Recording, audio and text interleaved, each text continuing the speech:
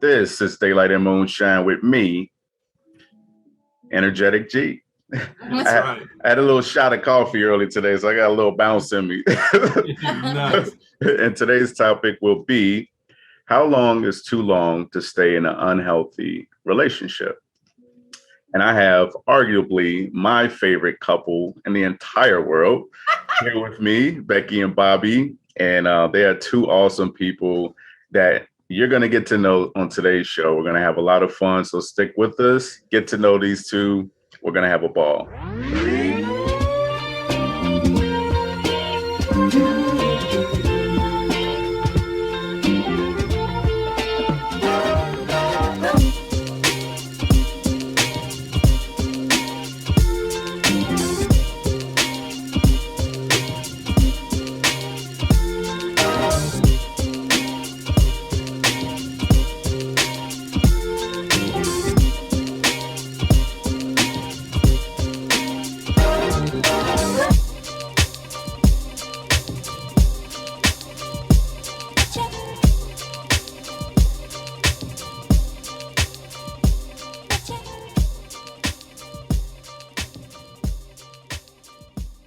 Welcome back to the D.A.M Podcast, y'all. Episode 21.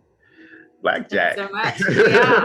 Made it. Woo-hoo. Today's guest, and they finally made it to the show. I'm so damn happy. Welcome to the D.A.M Podcast, Becky and Bobby. Thanks so much for having us. Thanks for having us, man. We're so happy to be here. Everything trying to stop us from doing this interview. Yes. Health stuff to all that stuff. So Yeah. we're here. Made it. The light will always win. Definitely. A lot of craziness. I was so excited the first time and very excited today also to have you guys on here. Ladies and gentlemen, for those that are listening on the traditional podcasts and those that are watching on Rumble, these are two of my favorite people. And I'm not just saying that because they're here. Like, I really rock with these Likewise, guys. G. Mason is our one and only moderator. Yep. Definitely. Family.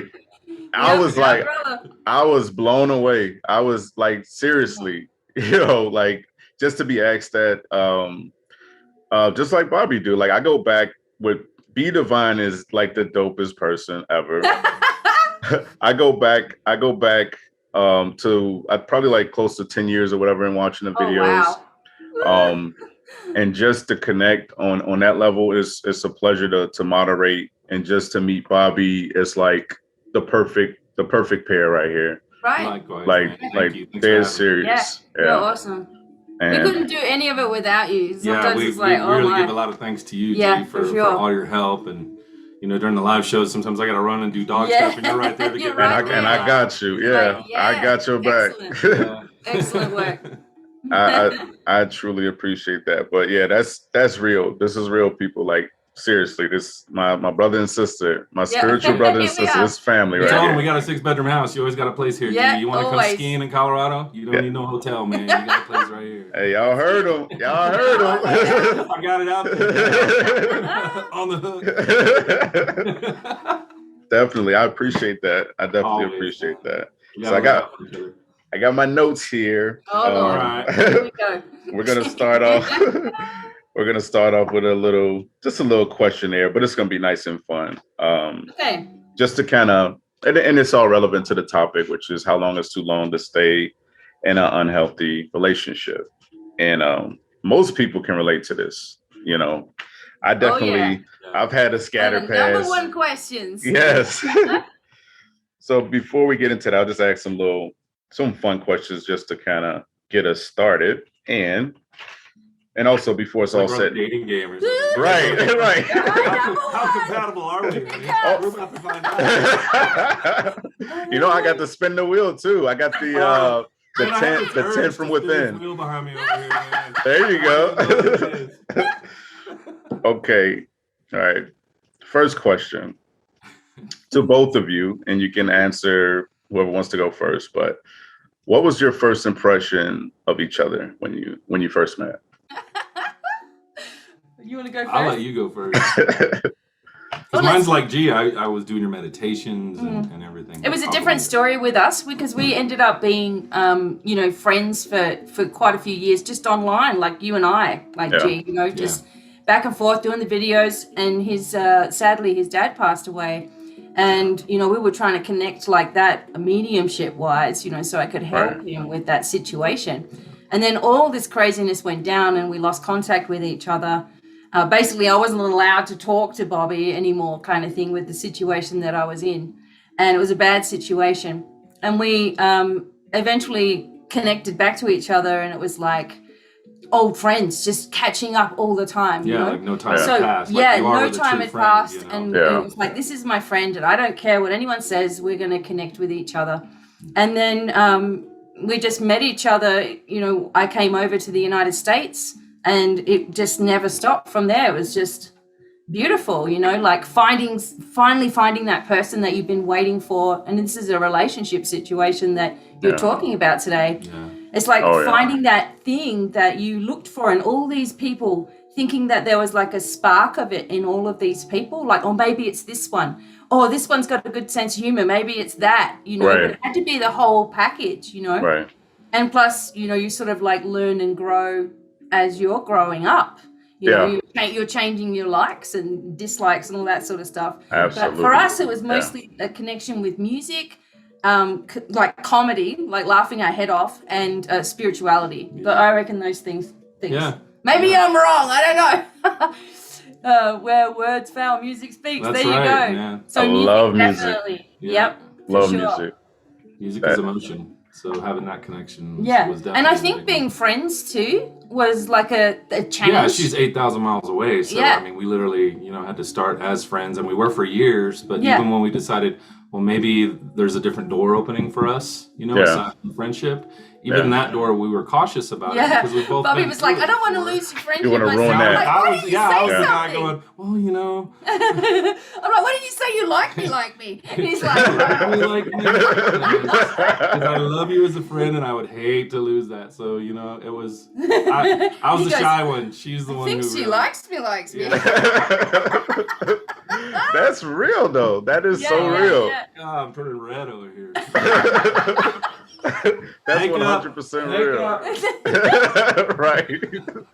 I call from my imaginary assistant all the time. Yeah, I need some power. That is, gosh. But I don't know if that even answered your question, but it was like it was a mixture of things. Yeah, we've been pretty vocal about the reason that, well, not the reason we're so successful in our relationship. There's 1,000 reasons for that. But starting with a friendship for us was key. Yeah, to really answer your question. That was way different for me. And, just I was happy enough. I remember sitting my sons down and I said, I would be happy if for the rest of my life I get to talk to Bobby on the phone. I said, I'd actually die a happy woman. And my kids were like, what? They were just blown away. Me that she said that. Yeah, because I did. I honestly felt if I never got to see him, I'd be happy enough just to talk to him on the phone, and that would be it for the rest of my life. I just didn't know what was going to happen. And so I knew then, this is very different.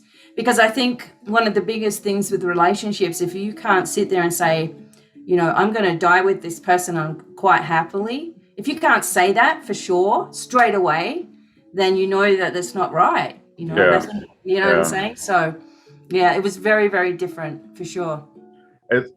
I like, yes, I'm choked up. Like, I'm getting emotional over here. Right, like, hold on,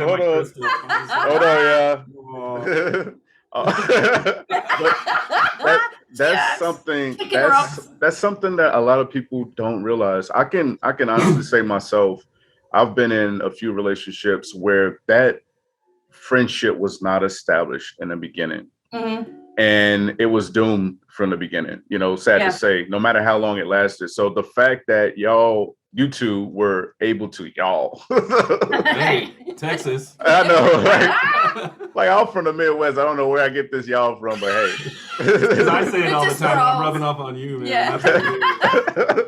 But the two of you like established that before the relationship part, even though a friendship is a relationship, obviously, but it's the core of it. It's the most important part, and you establish that first.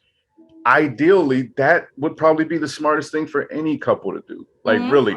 Yeah. But I think what the problem is for a lot of people is that when you meet someone, you hang out with them, you might meet them at a club, or you might meet them, somewhere where you're already face to face. And we didn't have that opportunity. Right. There were so many thousands of miles between us. It's like, what am I going to do? Just drop everything and race to the United States, or Bobby, just come to Australia? How's it going to work? Right. So it was more like, okay, we'll just let the universe work that out. Right. So we didn't have that constant, seeing each other in person, and we were forced, I guess is the word, to really get to know each other, in that way, where we could just talk that way, or email or text each other or whatever, and get to know each other for a long time before it ever developed into something else. Right. So. And this is just how it worked for us. I mean, there's a long history of relationships. I'm sure you've heard of them, G. Mason, where, people got together, got married quickly, a month or two in, maybe because families knew each other or things like that in the past. It happened more in the past than it does these days. But, grew into love with each other. And some of those relationships are some of the most beautiful ones you'll ever hear about. Yeah. So this is just kind of how it worked for us. But yeah, friendship was key for us. So. Absolutely. Definitely. And not settling, the whole settling, deep inside yourself, like, I'm doing that thing, but I'll just put up with it, or but it'll get better. Compatibility, not just the music thing. We both like rock music and we're musicians and all this stuff, but being spiritual, I was a meat eater when Becky and I officially started dating, when we went through that door, in our relationship. And, through my spirituality and my healing, my physical healing from all my back surgeries and stuff and medications I was on, going vegetarian was something I did, then vegan, now vegan raw. So, our compatibility is also great between us both too, because we want to grow as people every day. We want to give more, be better, be more abundant. Do more. So, yeah. That is awesome. That is now y'all see why this is my favorite couple, right? Not saying that it's always perfect, like he all the time, because man, I can get wild angry, and he's like, what the hell? People disagree. I'm a Leo, it's like I'll get a bee in my bonnet about something, and that's it. But it's never usually directly towards Bobby or anything. It's just frustration. We talk about that all the time. Like, if there is a day where it maybe seems like there's, let's just call it friction in the house, not even friction between us. It's usually because it's someone else's junk. It's usually not even us. It's not something she did and I'm upset, or I did and she's upset. No, it's just like an accumulation of, I guess, the world and what's the pressure. World? Yeah, exactly. You take it on a little bit, and you, like Becky says, you have to allow it, but you can't live in it. No. Yeah. The world's crazy enough. You got to project that light and be a light in your relationship. So absolutely. Yep. Absolutely. All right. The second question. It's like going to be a 2-hour interview. You guys give long answers. Let me tell you, this day is dedicated to you two. So if I gotta take a break and eat lunch right here and sit and listen to you other, as long as y'all willing. All right. So roses are red, violets are blue, Becky is blank, Bobby is 2. Fill in the blank. Do I fill in the blank? Do you fill in the blank? Both of light. you. That's an easy one. Light. Light. Becky is light. She is light to me. Well, I was going to say. She makes my light brighter. So. And Bobby is hot. Becky is too. You would say that. Yeah, you would. That's honesty right there. Hotness. That is hilarious. That's my Blake filler right there. Spicy. Yeah. Okay. Even these other questions, I think you guys did an awesome job of already answering them. See, we get you. That's how we get you. Yeah. In the back way. Definitely. You answered all those questions. Definitely. Okay. All right. But you can keep expanding. You can ask whatever you want. Okay. One more definitely I want to know. So just to let the people know, Becky is an online personality. She does healing, readings. She gives the best advice in the world. I do aura readings. I've done mediumship readings for a while. Also, aura readings and healings, past life, all of that stuff. you know, I've been doing it for years. I got away from it and I just started back doing it. Becky is the person I go to when I need a damn reading. Like, for real. Yeah, and a lot of Becky's clients would have the same story right there, G. Yeah. They're all practitioners. Yeah. So, yeah. Definitely. And, you know, Bobby, you play in a band currently, right? Well, I just semi-retired, man, to be honest. Oh. So, yeah, I just posted about that. Okay. Just the local grind. I mean, there's still a couple national acts that I'm still kind of on the roster of, and if something happens with them, of course, I'm packing up and going. Okay. But just the local thing, the grind, our businesses have taken off quite a bit, as you know, the gem store we have. Definitely. So it was starting to be more of a hindrance than fun. It was, yeah. I found myself, you know, for gigs and rehearsals and studio sessions, you know, there was literally a list, and I told the guys in the band this, there's 5 other things that I'd rather be doing than going to the studio today. Or going to Denver to play today. Yeah. You know what I mean? Yeah. It's not that I didn't love it, and it's not that it's not a part of me. My drum set's still set up back there, you know, and I play it a couple times a week. But, you know, and just right now, life's kind of more important than that. So, yeah. Nice. Yeah, that was definitely my question. I was gonna say, just between her and you, literally have to share Becky with everybody that loves BDevine. That's what I keep saying. and you know, and that's what I was gonna say. Like, even with Bobby, if he's still in the band, or even from the past or whatever, he's doing that. And I'm sure, you know, you got people out there and they loving the music and feeling them, and you know, you might have some groupies or something like that. Yeah. So essentially, you're sharing Bobby also with, you know, people that love the music that he's doing or whatever. So how does that work, or how do you find a balance between, you know, all of that? I know what you're saying. So most people will be dead jealous, like of everything, and start a problem and all of that. But I think it just boils down to, now I've been in a situation. I just want to quickly say this. I've been in a situation in the past where I was married before to a musician, right? Okay. So I was like that person. I would be worried about what was going to happen. I'd be worried about the you know, going on stage. I'd be worried about all this with all the girls and all that sort of stuff. But with Bobby, that doesn't even faze me, which is the strangest feeling, because I completely trust him. Yeah. So when I was all worried before, I would be worried that he was going to do something, not Bobby, you know, but where I was in the past, right? And so that would burn me up inside, because I knew deep inside something was going to happen. That's what it was kind of like telling me. Mm. But now it's like, you know, he could be doing anything he wanted to do, you know, and I'd be just, okay, that's fine. That also goes back to that compatibility vein that we mentioned earlier. You know, that Becky and I, there's no sharing, there's no flirting, there's none of that. You know? And he wouldn't let anyone come up to him. Do you know what I mean? That's the difference. Where other guys would be like, "Oh, come on, you know, sit on my lap or and whatever." You're a guy. You know, you got friends, and obviously you have some friends who are not a one-woman man. You know, obvious by their behavior, by how they carry themselves, definitely, in public, and comments they make. Definitely. And even when that happens in my sphere, we won't say certain bands, but I moved away from it. You know, because that's not my vibe. It's you know, it's not a positive thing. You know, it's an objectification thing. So, and I don't, you know, don't get, it's like everybody likes to be liked. You know, everybody likes to feel like they've done a good job, and you know, if I've made a good video or something, I'm like, oh wow, you know, I felt good. And, you know, no one else might have liked it, but I felt like it was really good. And I see that on my husband when he's playing his drums. I know when he's having a good day. But as far as like all that worry stuff, that's gone. I mean, I wish everybody could have that, where you just don't even have to care. Like, he could be gone for 2 weeks and the last thing on my mind would be that there's something weird going on. Right. You know? Do you know what I mean? That was never there before. Well, and likewise for me with her, you know, like, gee, you being a moderator, you know, you see sometimes guys come in, oh, you look beautiful today. You know, your eyes are popping today. Lucky I don't even notice that. And we'll let that stuff go until it gets weird. Right. There's no holds barred at that point, because that's not why we're there. You know? Yeah. So, you know, I got to share her, she shares me, and who doesn't in a relationship? You know? Exactly, So, you know, you got to have the trust there.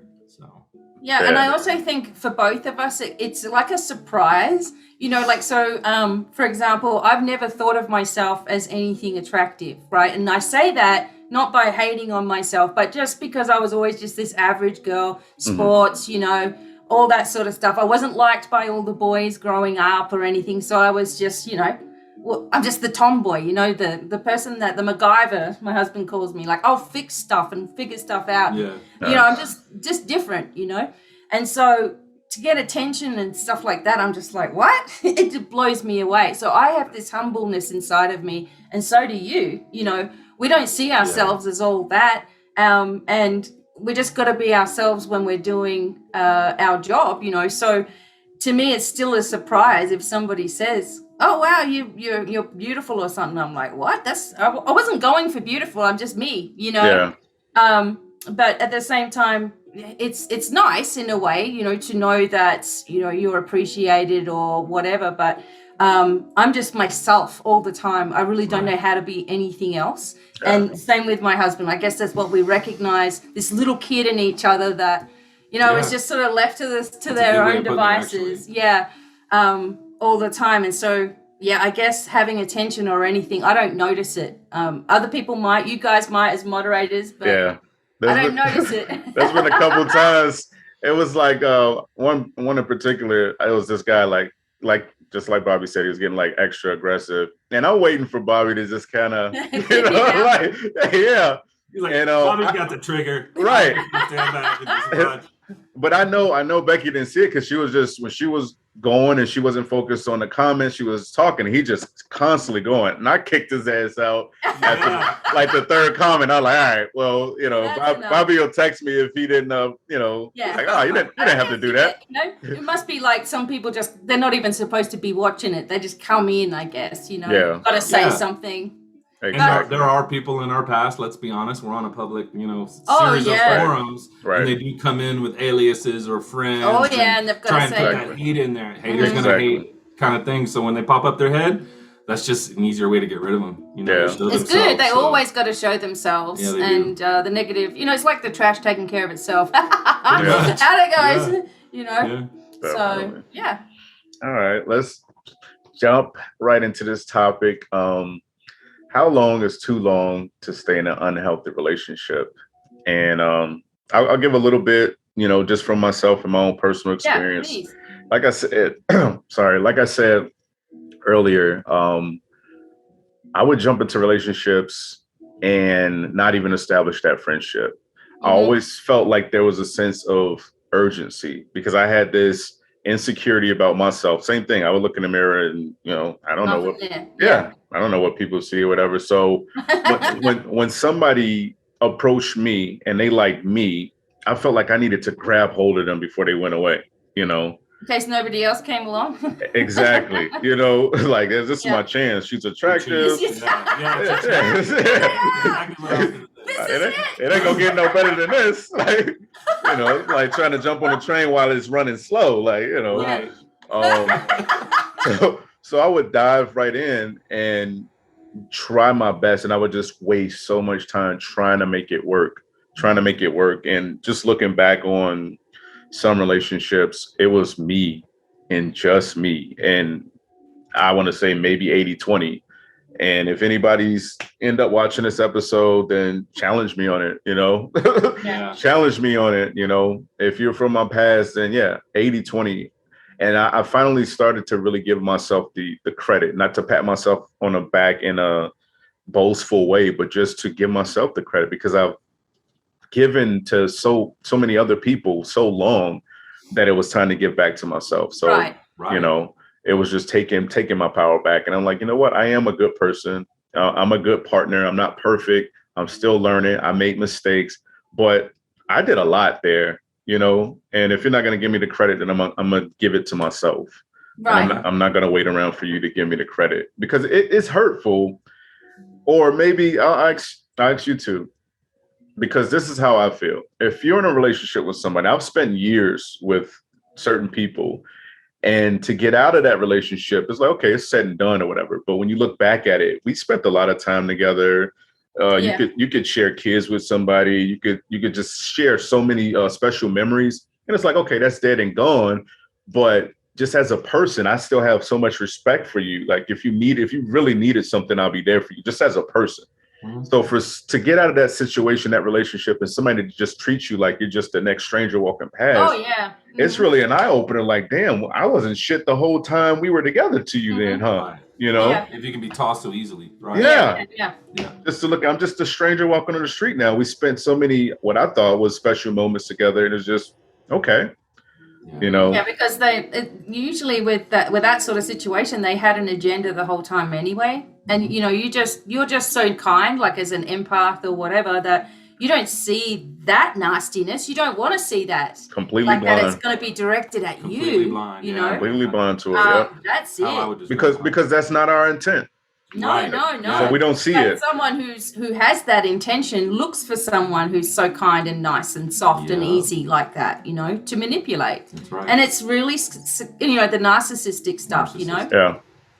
They prey on people like us, and they will prey on you with, you know, compliments and things that you're not used to. Mm-hmm. Anything that, you know, you're lower on, they're trying to build that up, and then suddenly all that's gone, and you've got this stranger that you're living with. Yes. Like, wow, that's a scary moment, right? Yes. But then you're still trying to be amicable when you split up. You just want to do the right thing. You don't want any trouble. You don't want any issues. Let's just be friends for the kids' sake or whatever. But they're out to, like, you know, kill you with everything they can. Yes. You know, even social media posts and, they did this and they did that. And I'm like, oh my God, you know? Yeah. Yeah, I've got some text messages that you would not believe. Like, like who are you describing? That's not me. No, you're not talking about me. But you know, it is what it is. It is what it is.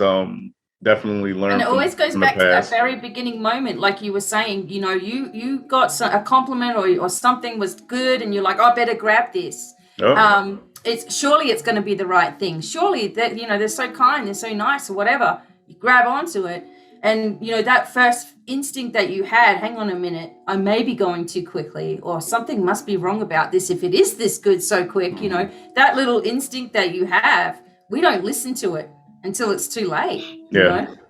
That's the thing, and that was the truth. That little instinct you had, your gut feeling, and it's your connection to source. That's really what I've learned in my spirituality, and that goes across the board. Yeah. And like you said, man, I can definitely relate to the whole. I didn't have enough self-worth in myself to see that I deserve better than the person I was with for so many years, you know, with the abuse and whatnot. Yeah. You know? So. Yeah. Absolutely. And you know what? And both of you are kind of similar in the fact that you don't see who you really are. Like, I mean, I could see who Bobby really was right away, and he couldn't see that, you know, and that's different. So from a lady's perspective, normally we're used to guys who think they're all that, right? So they think they're great. They've got all this. They've got all this money, or they've got all these cars. Yeah, we know those guys. You know what I'm saying? They're great at sports or whatever. They've got confidence. It was very different to find someone that was genuinely, empathetic, and emotional. That was not something that I was used to. The bad guys, you know, the bad boys, you know, kind of thing, rough and tough. Because I thought that if they were rough and tough, then they would be able to protect me. Right? Yeah. But it just turned on me, you know. They just used it against me, and I thought, whoa, you know. So Bobby was like the first person that, like I said, I'll protect you, baby.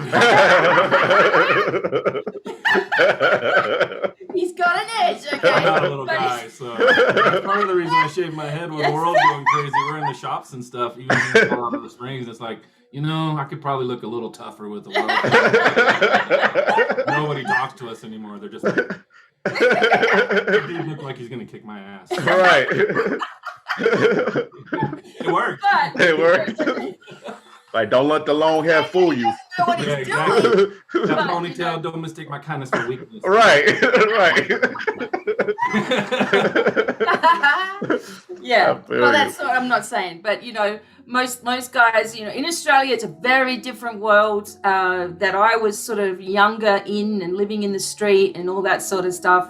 Learned a lot about just a different way of thinking about things, a different way of protecting yourself. You know, Harley Davidson's, you know, motorbike clubs. There are a lot of them. They're everywhere. There was a lot of people that were very dangerous that I was connected with, you know, in the back end of things, you know, not me personally, but because of association or whatever. Right.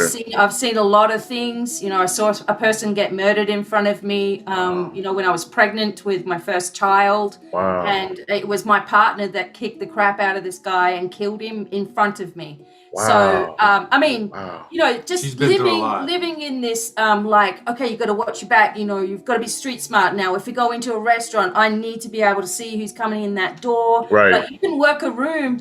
You know, people don't understand that sort of stuff about me because everything's all of the spiritual side or whatever. Right. But the other side of me is like extremely tough because I've had to be. And, you know, I notice stuff that nobody else really notices, you know, and it's horrible living that way. You know, I never wanted that for myself. But here I was, you know, trying to be the good person and the good girl or the good girlfriend or whatever it was and stay with that person and try to keep that person safe. And it was like, you know, you lose yourself so quickly before you even know who you are. Absolutely. You know? Right? And most people who are in bad relationships, let's say, or they're unhappy and they come for a reading or something, most of the time they don't even know who they are. They've been a role since they were little, a kid, and then, you know, they go into high school and they become like a, you know, just having a boyfriend-girlfriend situation. Suddenly they're parents, suddenly they're married. They don't know who they are. Well, the question is, how long is too long to stay in an unhealthy relationship? Yeah. When you wake like up, 1 minute is too long. When you wake up one day and realize that you've lost yourself, what she just said. Yeah. You're not the person you really are for this person. For that person. For why? For what? Walking on eggshells, Exactly. watching what you're saying, watching what you're doing. Right. I've got to make sure this and this and this is done before they get home because God, you know, who knows what kind of a mood it is.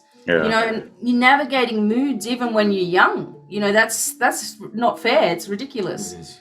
And a lot of us that have been in situations before we even got in our first relationship, for example, you know, we've probably been in a situation where there were control factors or, you know, maybe our mum was needy or our dad just wasn't there. Do you know what I mean? So that kind of dynamic continues on into the first relationship you get to. You know? Absolutely. Oh, absolutely. Wow. I was raised by a single mom. And when I tell you, like, I don't think I've even said this part, but I catered to my mom like you would not believe. I literally, like, she taught me how to cook. She taught us how to cook and do all the domestic stuff. And I love her for that. She really did. But she was working and providing for us. And I would cook on the stove when I wasn't supposed to, you know, because I wanted my mom to come home to a hot meal. Right. And I knew the risk I was taking. Yeah, I knew the risk I was taking. I was like, and I would get in trouble most of the time. And then after a while, she just stopped saying something. I guess the food started getting better and better. Because like she was my little test dummy at the same time. But, you know, I wanted my mom to, you know, come home to food. And I would rub her feet. I would rub her legs until she fell asleep. She would wake up. Oh, you're done already? Oh, it's been an hour. but I'll keep going.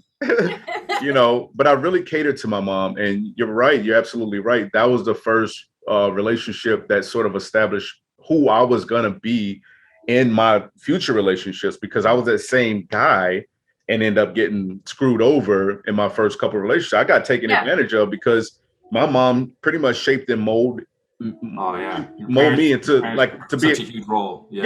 I was the typical good guy. I was a good guy. And but with your mum, in your mum's case, did she totally appreciated everything you were doing, right? Oh, absolutely. And she didn't take advantage of any of that sort of stuff. Not at all. But that's in your mindset. You're like, if I do this for you, you will never take advantage of me. Exactly. Yeah. So it's a big surprise when you get slapped in the face, isn't it? Exactly. Absolutely. Yep. This topic really came to me because 8 years into my relationship, I was 8 years into a relationship where I got to the point when I was like, how long is too long? I literally asked I'm the youngest of three. I literally asked I think I asked both of them, my older brothers, that question. I said, how long is too long? How do you know when it's over? Yeah. You know, and it wasn't many people that I was close enough to ask that question. And nobody could give me a straight answer. Yeah. You know, nobody could give me a straight answer. And you know, I just had to do a lot of soul searching. That's when I really started to get into spirituality. That's when I started watching BDevine. I started off with Doreen Virtue. and a bunch of other people. Dr. Wayne Dyer got his book, The Power of Intention. And I really, when I said I dived into it, I dived head first. And I would literally go to work, work about 8 to 10 hours, come home, and then like until like 4 o'clock in the morning, be on the computer, just watching BDevine, Dorian Virtue, and all those other people, and like educating myself. Yeah. And I literally, like, I was so into it. That's when I started seeing actual orbs the size of fists flying next to me. Right. And, you know, I really started to open my, like, I felt my crown open. I actually felt my, what the hell is that? Like code or whatever. Maybe I'm going too much, but yeah, I really started to open up. It was an amazing time, and it was over the course of years. You're searching for answers, and it seemed to be like these people are understanding, all these spiritual people, you know, so understanding of us. That path was always in front of you. The universe helped put it there, you know. Absolutely. With the relationship, it sounds like, you know, you came out of the fog. That's what happened with me, man. I was 16 years in, you know, and there was, I won't go into it, but I mean, there was cops and prison, and not for me, but my partner, and stealing and all this other stuff, trying to raise kids too in the middle of all of it. And just, you know, I didn't see it. I was in my own personal haze. And then I was going through, I think, 5 back surgeries in those 16 years. So so. And while you're on your back, she's out there. Right, exactly. Wow. While I was down in the hospital, you know, there's some shady stuff going on, and kids being flung here and there, and their birthday and Christmas money being taken away from them. My kids. Yeah. Wow. So once I came out of the fog, man, there was that fog never came back, you know, kind of thing. So, absolutely. That's when I delved into my spirituality. But again, you know, too. For you, it was all this like, I've got to make it work, you know. It was all the programming I had. I was raised Catholic, you know, and you have a child in the sanctity of marriage, and you don't leave, and no one's cheated that you know of, but you know, you just suck it up and make it work. And absolutely. My body shut down. That's actually the truth of what happened to me. In the my strain was that great, you know, trying to hold something together. Crohn's disease, diverticulitis, all these back surgeries, you know. I mean, it's all tied to emotion, and it's all tied to abuse, you know, which goes back to, you know, younger years, like you're saying, your relationship with your mom and your dad, you know, it sets you up for a certain way to go through life. It's up to you to wake up if it's not for you, you know. Not to say all parenting is bad, you know, and you know, all parents are horrible by any means. Parents do the best they can with what they have, probably. Yeah. But it does mold you. It does. And to wake up enough to realize that and go back and look at it and revisit it. Becky, one of her recent topics was, what was your parents' relationship like when you were conceived? Yeah. You know, try and ask your sisters, siblings, brothers, whatever, you know, aunts, uncles, you know, hey, what was going on in that relationship, you know, when you were conceived? Yeah. With me, there was a split up, you know, and all this other stuff. And, you know, I'm the third youngest, the youngest of 3, just like you, G. Mason. Oh, nice. I'm 9 years, 9 years separated from my sibling. You know, I wasn't even supposed to be here. I was, you know, they always said I was an accident, and there's that programming, you know, that's right. How I was described.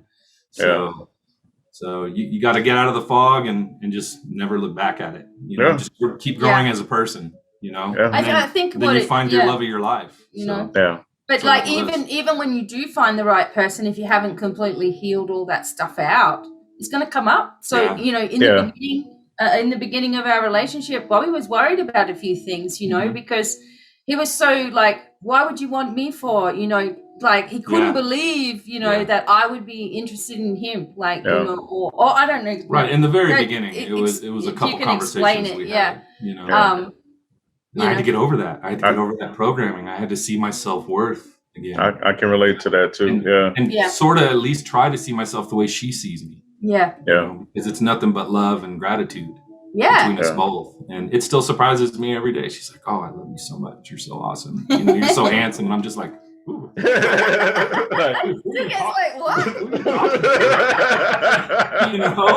and that comes from the programming, man. You know, I had my first back surgery when I was 15. They opened me up in this military hospital, 7 surgeons. They said I had the back of a 65-year-old man, told my parents to get Social Security for me because I would never be able to work, and I was probably going to be paralyzed by the time I was 20. So the prognosis wasn't good, and that's what I heard as a kid. That's what I heard at 14, 15, 16, 17 years old. You know, you're out of high school for a year and a half for this big back surgery you had to have, and now you're broken. You're a broken person, and we're going to have to go into retirement with you.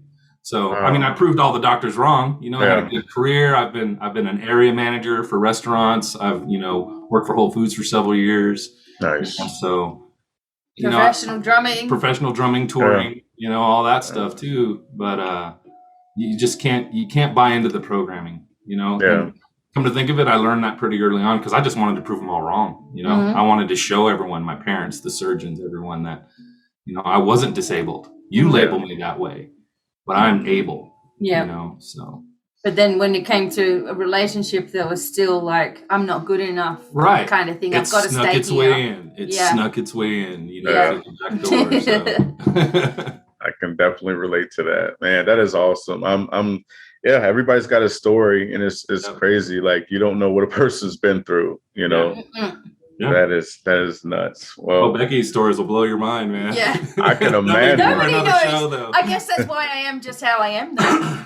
When I heard about it after being a fan of hers, like you, before we have this friendship relationship thing, I was shocked to hear some of the stuff she'd been through. And I was like, wow. And you're able to be who you are right now. Exactly. After all of that. Exactly. That's the unbelievable part. Yeah. Well, I think I've always thought, well, if I can do it, anybody can do it. If I can do it, anybody can do it. And that's my sort of like excitement in helping everybody. Yeah. It's like, you guys, come on. The cool thing is Becky has that with me. We moved to Colorado, left Texas and all the drama and, all that.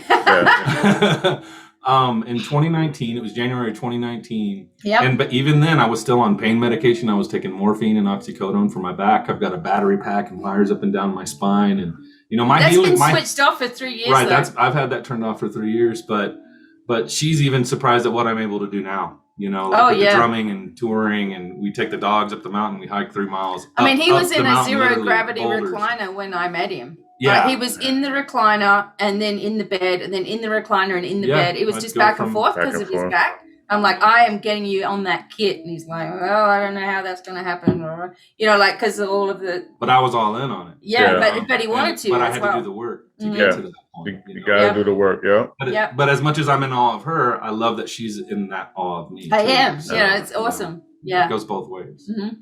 Definitely. Wow, we're in all of you, G. Mason. We love this. We love you. Y'all, like I said, man. It's not often that I'm speechless. That's why I keep but the love is real. Like, I really appreciate the two of you.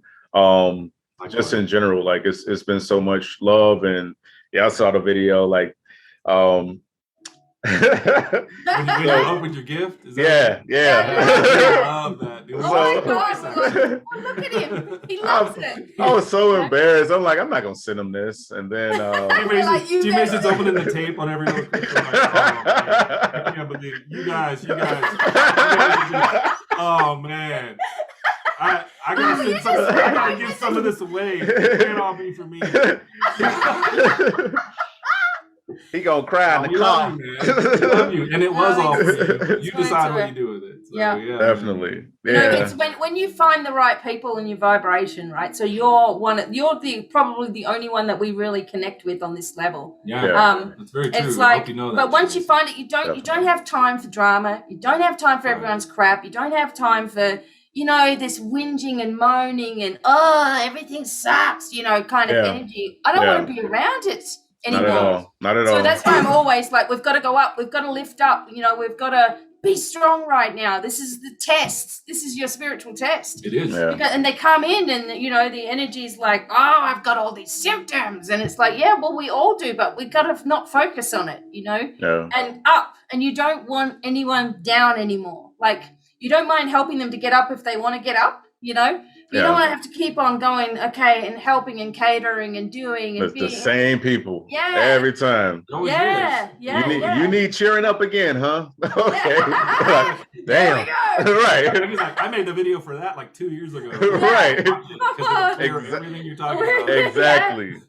Exactly. But it's the divine tribe, and we're all on different, speeds on our path. And not even just that. It's like friends that I've known for years and years and still sitting in the same circles doing the same crap, same people. Yeah. And they will never watch any of my videos. And a friend of mine who I've known for probably like 25 years or something, she turned around and she said, I didn't know you knew all this stuff. And it's like, well, you never asked me. We've never gone into spirituality like this before, And she's just like, I didn't even know you were smart or knew anything like this. Like, I'm blown away. Like, she was seriously blown away. And I'm like, well, thanks a lot. What is the last 25 On one hand, it's years good to hear been? that, but then it's like, do you even know who I am? Yeah. Right. They don't want to know. They don't want to know. Right. So you never get the connection with people who you really want. Like, I really wish some of my friends could see some of this stuff and go, wow, I can change my life.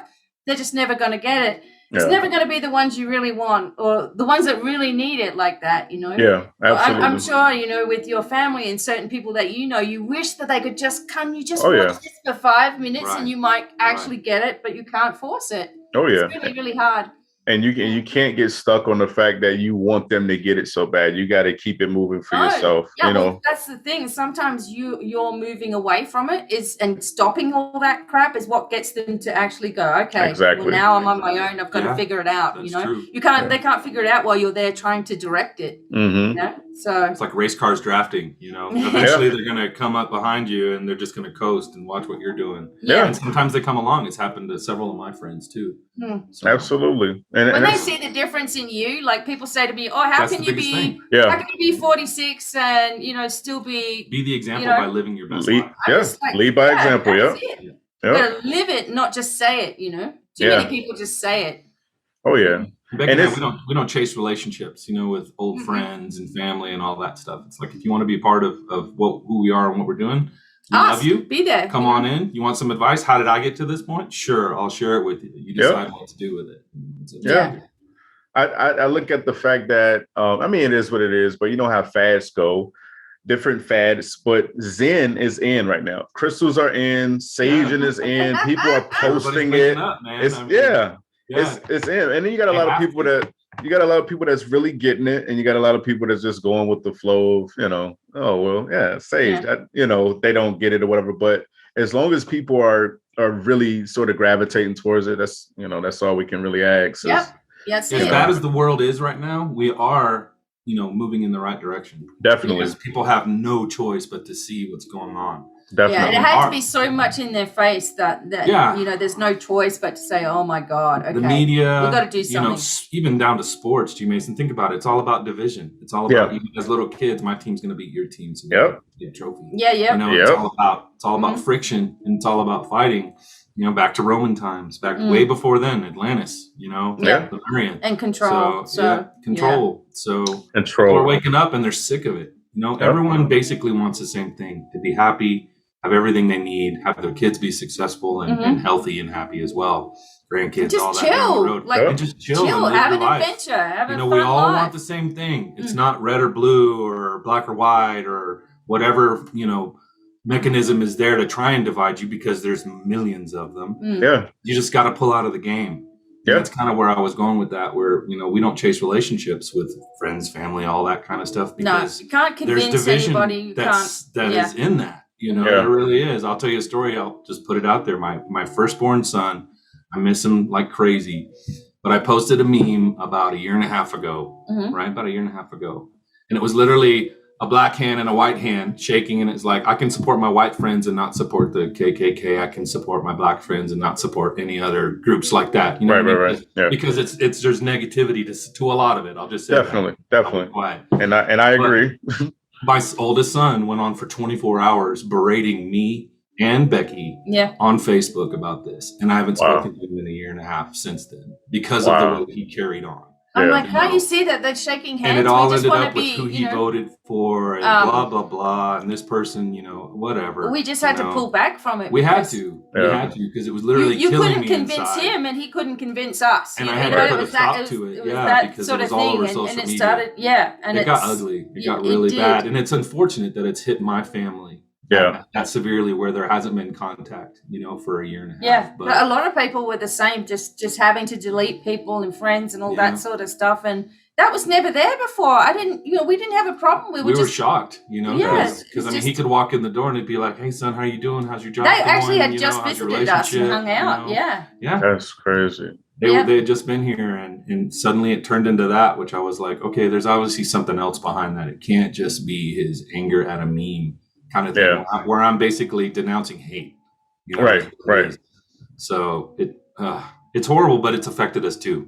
Yeah, definitely. Yeah. It's hit us here at home. So definitely. Luckily, most of the other kids are, on par, and they just won't berate us. I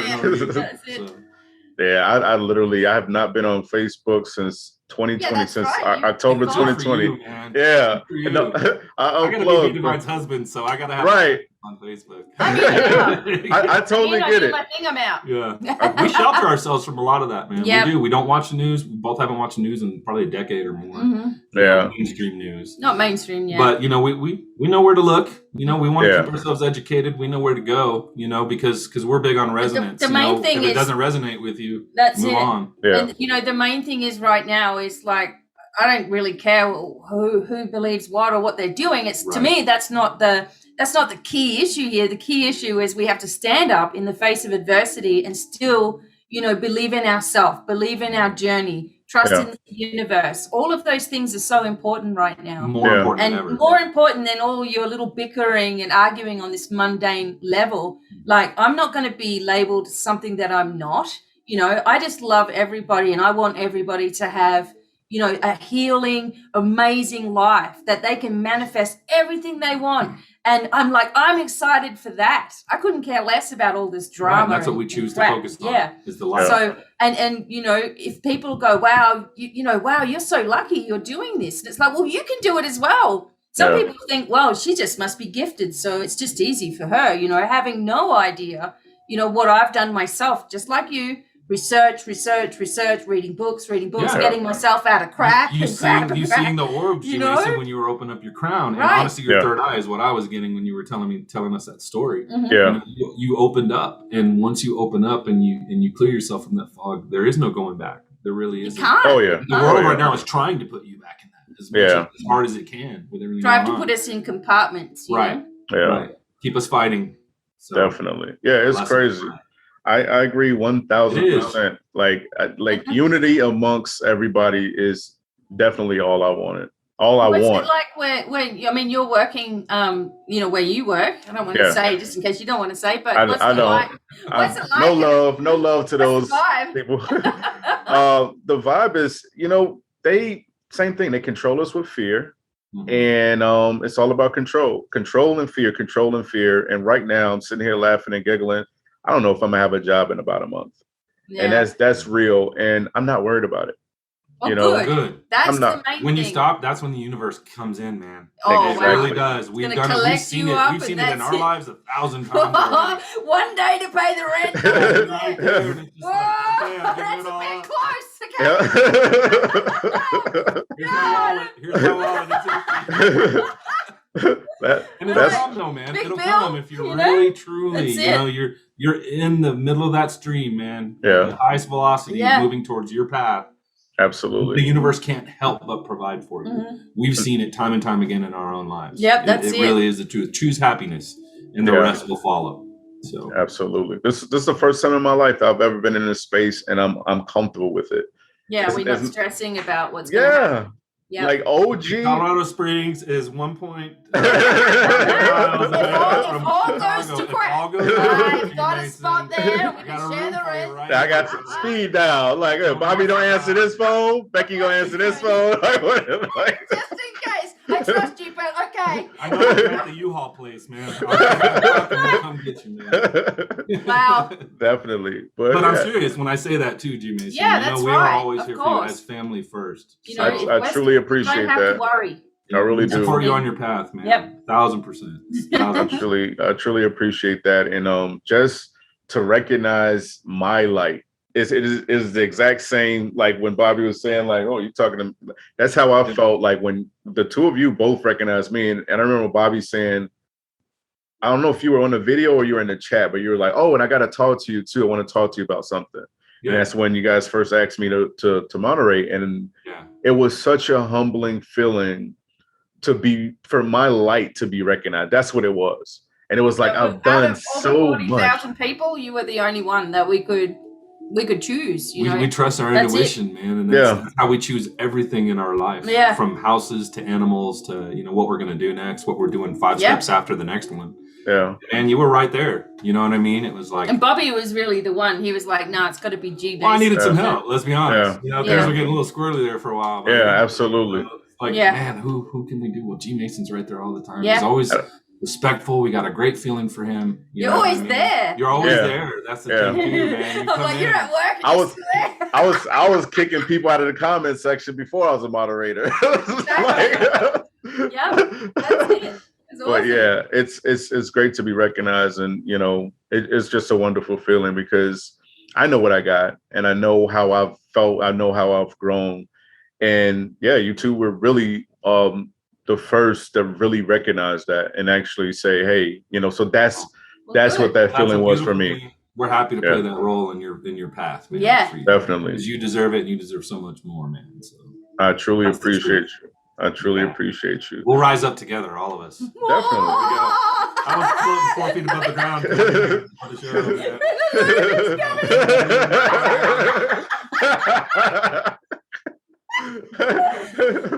Definitely. I can only be serious for so long. Pauly Shore kicks in. I'm the same way. Yeah. That's a. No, you know me. Yeah. That's one thing I think until I start doing this podcast. Then for people that don't watch it, probably still don't know, but I'm definitely goofy underneath. But my serious exterior, same thing. I had a sort of a rough childhood as far as what was going on around me. So I had to wear this, You're grown up. You're the man. Yeah. So, but definitely. So for the people that's listening, check out Rockin' Gems. These two wonderful people have a gem store that offers all types of wonderful things. I've got like some gifts. I got some stuff that I've purchased. I got crystals and lemurians. Everything. They do every Saturday you do the auction. We're surrounded by it. It's all around us. We wouldn't have it any other way. Definitely. Every Saturday you guys do the auction, right? Yeah. And we're also having a BOGO. I call it BOGO. He calls it something else. It's BOGO.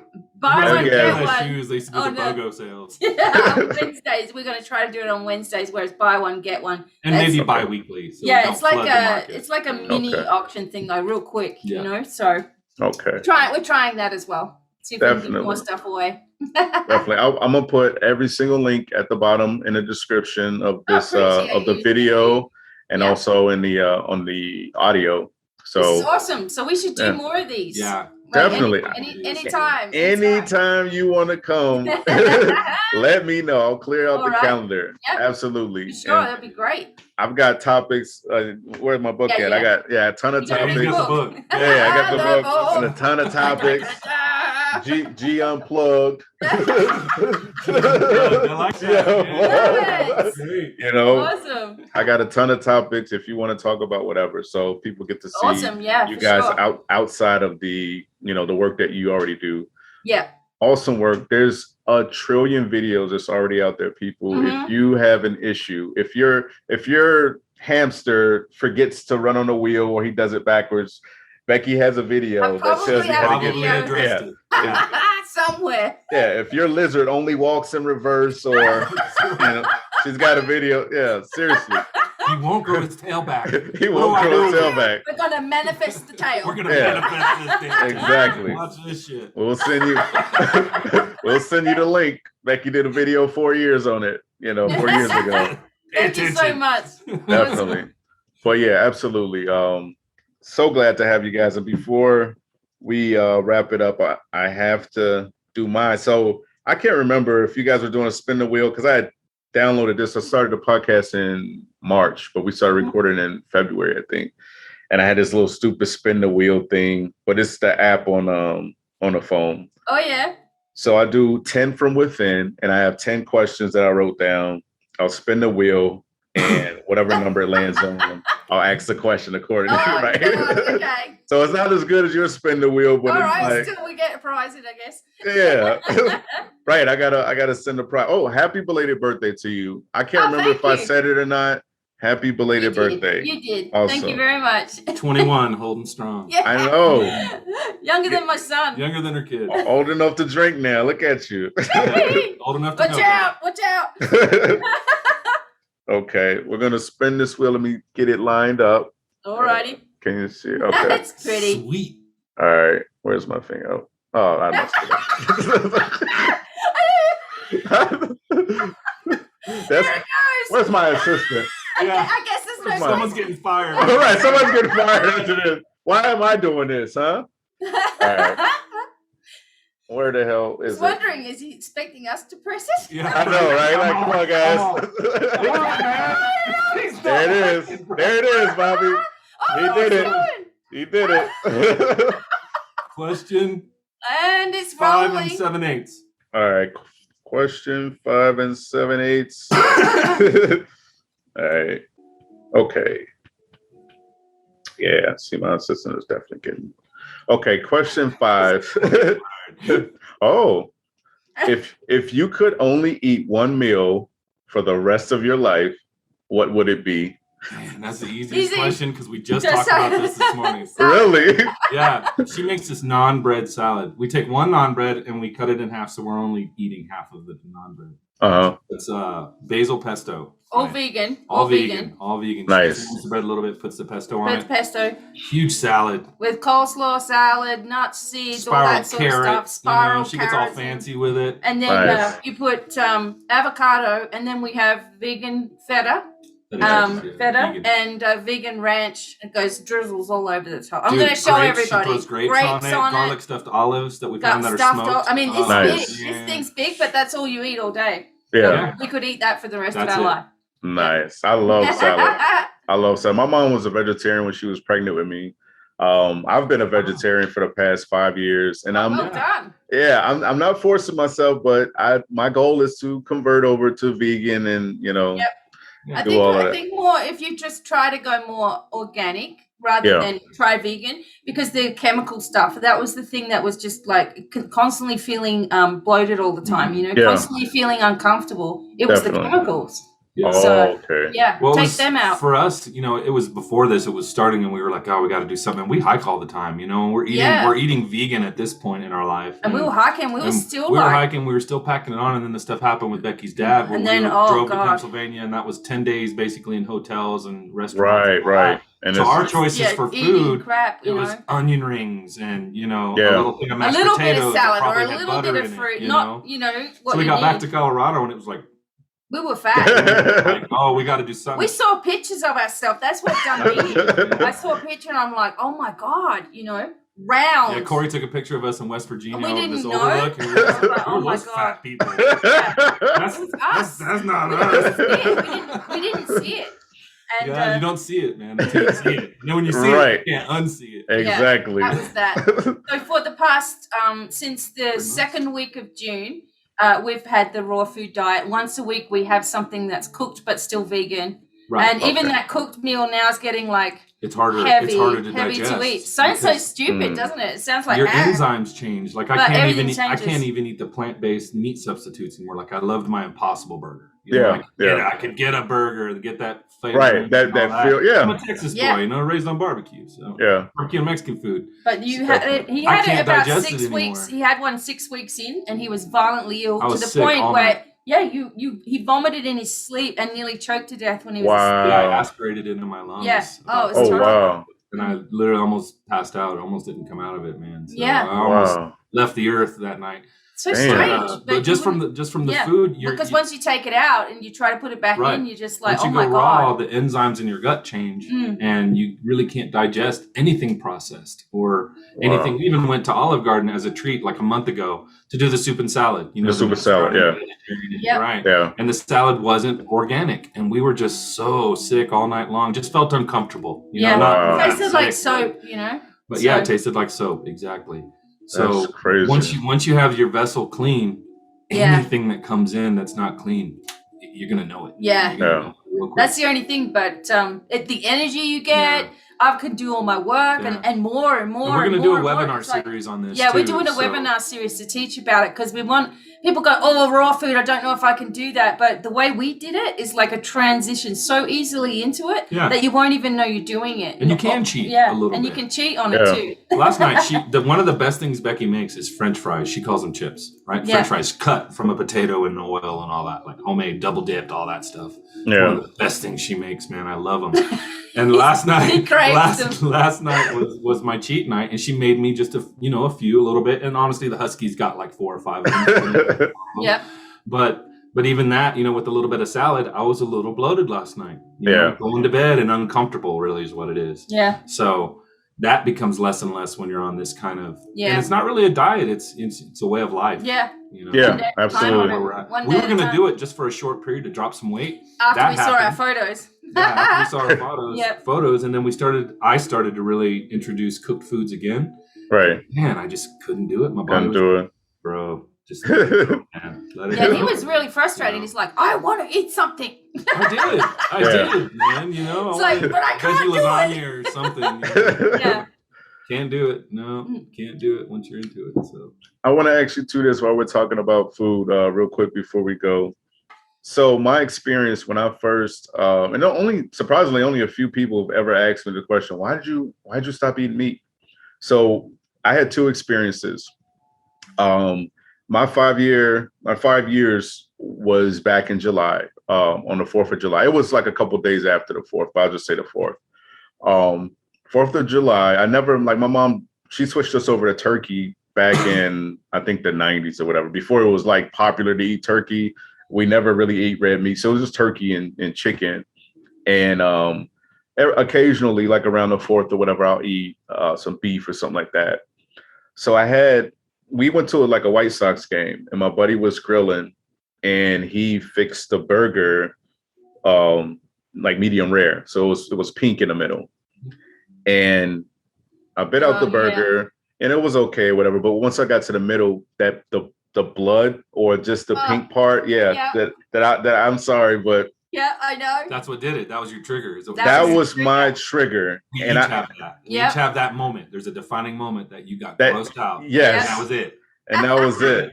And I had a vision. So, I was at home a couple days later and I literally, I don't know if you can relate to being able to sort of channel while you're awake, Yeah. And I've like the clear seeing, like I literally saw the animal that I ate.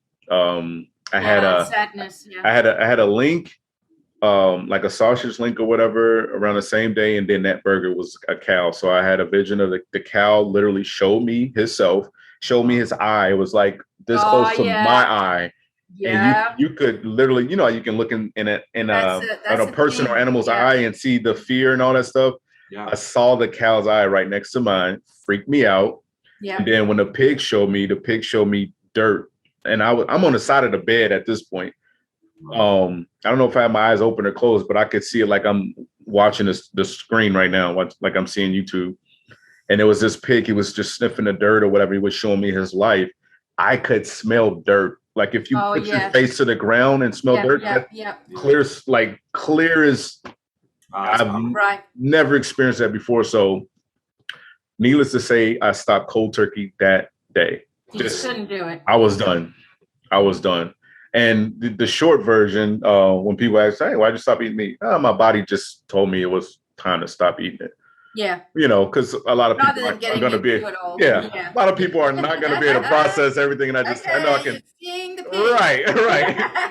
I can say that to you too, but just imagine the average person, their reaction. So my body just told me it will stop, but that's how my body told me. And I have not touched it since. And same here. Well, similar, Becky had the divining moment, cutting chicken, grossed her out. I was making for me it was 2007 when I stopped. And I was making Parmesan chicken, where you make the fillets and you crumb it and all that. So I was just making chicken Parmesan and I started to bang the fillets and I was just like, Like suddenly I wanted to throw up. That was that. I just knew. I'm like, I can't eat it ever again, and I haven't. So since 2007, Bobby was making something. Yeah, Becky had already been over. We were already official at this point. She had come over, and then she had to go back to Australia just to kind of reset her visitation, basically, because she can only stay at 4 months, even though she's a citizen now. All that's taken care of. Yeah. But before we got her finalized, she had to go back, and then that's when her tattoo stuff in the hospital and all that happened. Yeah, that's a whole nother story. But I had my youngest son over, and I was heating up some barbacoa, which is cheek meat from the cow. And I was raised by Hispanics in Texas, as a kid. And I loved it. Oh, I love that stuff. Homemade tortillas. And I was heating it up, and there was just gristle and chunks of fat in there, man. Yeah. And literally, that was it. I took one bite of my taco and put it away. And that was the last of it for me. And that was... Yeah, and that surprised me because I came back to the United States and he's like, well, I've been eating, it was vegetarian, basically. Yeah, I was vegetarian. I've been eating this way, and I'm like, what? I was shocked because I didn't mind. You can't eat meat, just because I live this way. It's, right. Yeah, I never wanted to force it on anybody. It was me, man. It was that defining moment. And I had already my spirituality growing it up, and it's this is what I hear, and I hear it on a lot of other people's shows. As soon as you become more spiritual, you can't do it. It's the energy that's attached to that food, that fear in that animal. You said it perfectly. Yeah, the fear. Experience with the eye. And anyone who's not educated in how your food is brought from farm to table. Gary Yourofsky. She turned me on to Gary Yourofsky after I'd already made the decision to be vegetarian. I said, just watch this for an hour. You will cry. Bring your tissues with you to watch any of his stuff. Yeah, because he pulls everybody out. Farms and the slaughterhouses. And once you're spiritual, you can't take part in that energy anymore. And the reason that he was talking was to educate the kids that were going to university, and they were all like, wow, you got to eat meat, you got to be strong, you got to play sport, what are you talking about? You're going to be a wimp and all that. And then he said, well, if you want to eat meat, then you have to watch this. And, he would show the behind the scenes in the abattoirs and stuff. And they couldn't. They were all vomiting in the stands and stuff. It's like, well, you're eating it, so what do you care, Yeah. And they did care. And probably 90% of the kids were done with meat by the time if they do that in schools, like show kids the pink pudding that is actually, a chicken nugget with beaks and feet. And they don't want to believe it. My mum, I remember her saying, oh, Rebecca, they don't do that in Australia. And I'm like, are you kidding me? Right. What world are you in? They don't do that. So our rule, nothing with a face. We don't eat anything with a face. No faces or mothers. And then going raw, that's just been an even bigger bonus because we have shrunken up quite a bit. Yeah. But also our skin has gotten so much better, and a lot of other things. Your eye color changes. Your eyes. Your eyes go bright. Your hair grows, and That's why we want to do that series to just kind of show people how you can ease into it because most people cook every day. You gotta cook stuff, but there's so much more nutrients in your food when you don't cook it and you eat it raw. So there's a lot of ways to keep it interesting too. Yeah, she's great. Oh, believe me, I love to eat. Really so I'm like, I'm gonna make something yummy. Yeah, it's not gonna be boring. No. Otherwise, you give up.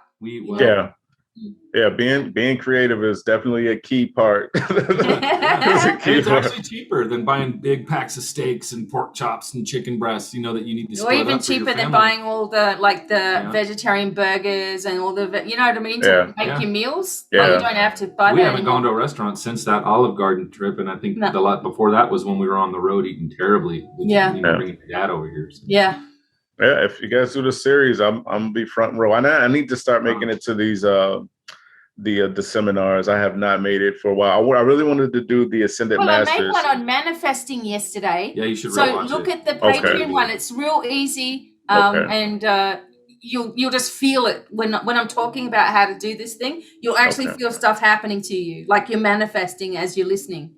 Okay. Unbelievable. Yeah, watch that one. Yeah, definitely good. It's really good. Yep.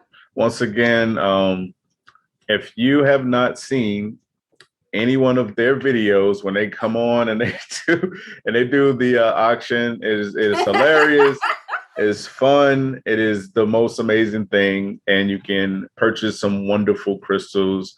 They have all types of items. Check it out. Rockin' Gems. I'll put the link below. Thank you. Definitely. Awesome. We'd love to have new people. That'd be amazing. Yeah. Absolutely. Hard tribe. Yep. Absolutely.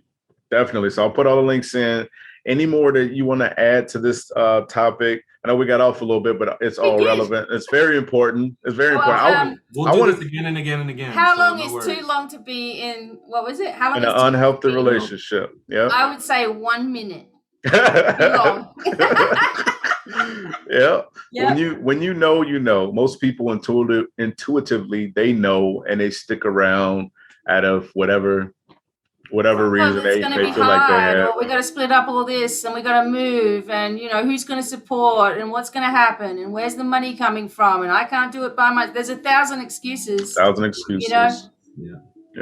But it just boils down to your worth, and you're right. That's what it boils. How you see yourself, because if you see yourself as worth it, then everything will work in your favor anyway. That's right. So if you don't, then you're going to be worried about all these little things. What will people think? What will people say? And all that crap. Yeah. Live your bliss. Follow your truth, and the universe cannot help but provide for you. Exactly. That's great the biggest lesson I've learned. Yep. Definitely, and I agree. Once again, I can't thank you both enough for coming on. Thank you. Please come back really soon. We will. I love you. I love you guys. We'll have a regular thing. That'll be great. Please do. Absolutely. All right. Well, check out the episode. If y'all want to watch our shenanigans, and you normally listen to it on traditional podcasts, and you want to watch us, you can watch us on rumble.com/user/the D.A.M Podcast. And once again, what's your links? I know it's BDevineonline is your. So what's your YouTube channel if people want to check you out? Miracles. There you go. That's probably the main one. YouTube Divine Miracles, Facebook Divine Miracles, and everywhere else basically BDevineonline. And I'm on TikTok. And I'm trying to get 1,000 people so I can spread the light there. She's bringing light to TikTok. Yeah. Desperately needs light. I never wanted to do it, but it's actually pretty fun. But check out BDevine on all her links. So Definitely check out Rockin' Gems and check them both out with the best auction you can see. Live entertainment, lots of dancing and laughter. Oh yeah, we'll throw down. All of that. So we'll talk to y'all on the next episode. So Definitely. Thank y'all. Thank y'all for listening. Bye, everyone, also. And lots of love and light to everyone listening. Love and light. We love y'all. Bye. We out. Peace out. Be good.